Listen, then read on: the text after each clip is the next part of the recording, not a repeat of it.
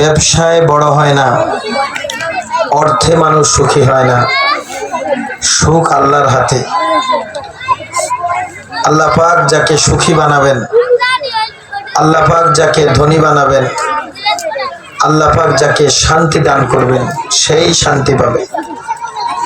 যেহেতু আল্লাহ পাকের হাতে সব, আমি এলাকার সর্বস্তরের ব্যক্তিদেরকে বলি, আজকের এই সাবিলুর রাশাদ মাদ্রাসা কমপ্লেক্সের এই মাহফিলে যে যেখানে যে অবস্থায় আছেন, দয়া করে মেহেরবানি করে মাহফিলের প্যান্ডেলে সুন্দর আয়োজনে দিনী পরিবেশে জান্নাতি নমুনার আয়তে মেহেরবানি সবাই চলে আসুন, প্রত্যেকে চলে আসুন।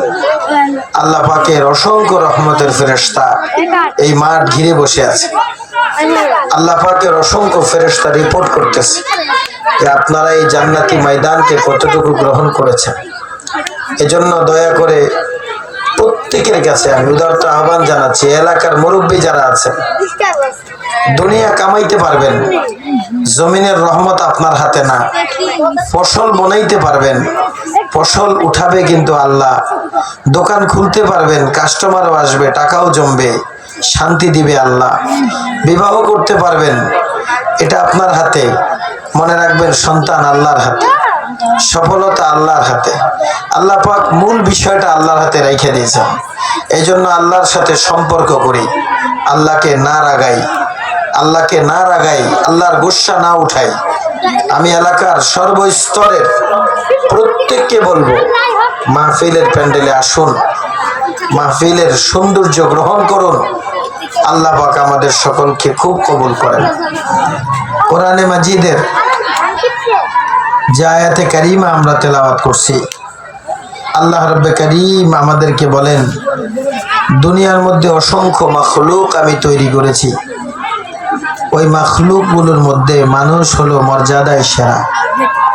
আমি মানুষকে মর্যাদায় সেরা বানিয়েছি, তারা সেরা। এই মানুষগুলোর মধ্যে যারা ইমানদার, তাদের মূল্য আরো বেশি। মানুষের মধ্যে ইমানদার যারা, তারা সেরা।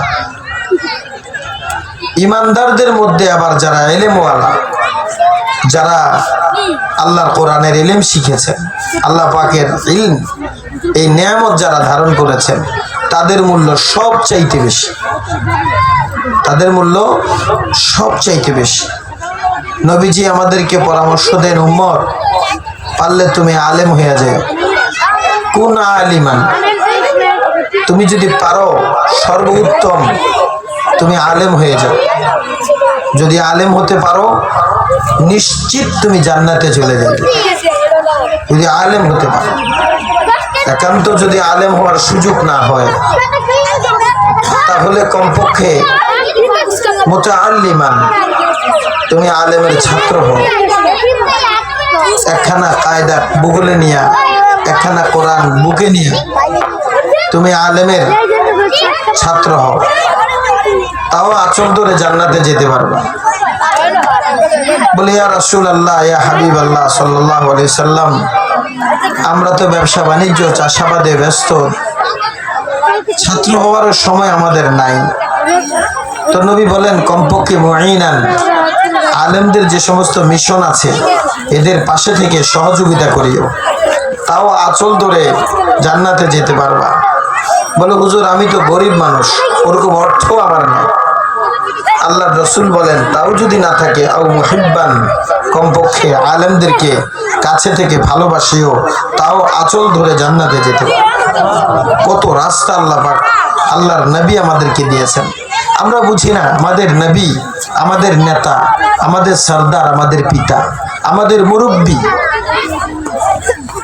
আমাদেরকে জান্নাতে যাওয়ার বহুত রাস্তা দেখায় দিছে। আমরা কোপাল পড়া, না আছে চোখ, না আছে কান, না আছে অন্তর, না আছে দিল। জান্নাতে যাওয়ার পথগুলিও আমরা বুঝে নিচ্ছি না, ঠিক না? রাসূলুল্লাহ সাল্লাল্লাহু আলাইহি সাল্লাম সহজে জান্নাতে যাওয়ার বহুত রাস্তা আমাদেরকে দেখায় দিয়েছেন।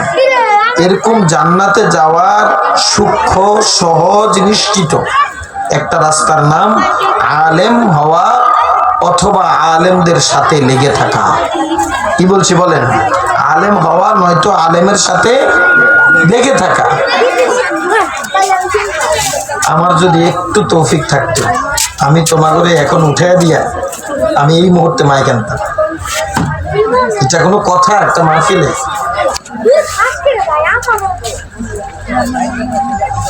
এই মাহফিলের পুরা খরচ তুমি দিবা? কেন এই সমস্ত আমতাসা মন্তাসা নিয়ে আইছো? তাহলে বন্ধ করো, আমার মাহফিল সুন্দর করো। তুমি টাকা নিবা না? টাকা নিছো? হ্যাঁ, টাকাও তুমি সেই চালামো একদম ফালতু কথা। মাইকের ব্যবসা করতে আইছি, এগুলি গান বাজনা লাগাইতে পারো না? গান বাজনাতে ভাড়ায় ভালো